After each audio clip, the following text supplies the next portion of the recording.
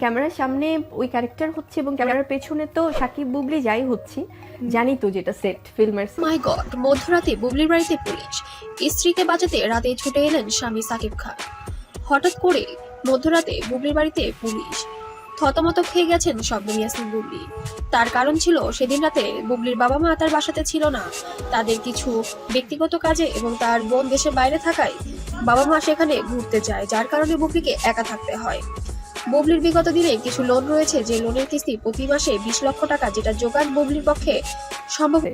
তো তখন দুজন দুই মাথায়, দুজন দুজনের মতো, মানে একদমই। কারণ আর তখনও তো ব্যাপার অনেক কিছু ওপেন ছিল না।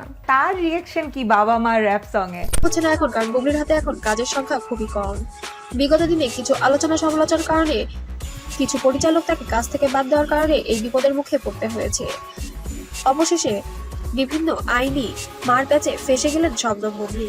রাত্রিবেলায় দিশেহারা হয়ে স্বামীকে ফোন দেওয়াতে সাকিব খান ছুটে চলে যায় বুবলির বাসায় বুবলিকে বাঁচাতে। সেখানে যে পুলিশের সঙ্গে কথাবার্তা বলে মিটমাট করার ব্যবস্থা করছিল শাকিব খান। ইতিমধ্যে সোশ্যাল মিডিয়ায় ভিডিওটি এবং কিছু ছবি ভাইরাল হয়ে গিয়েছে ইতিমধ্যে।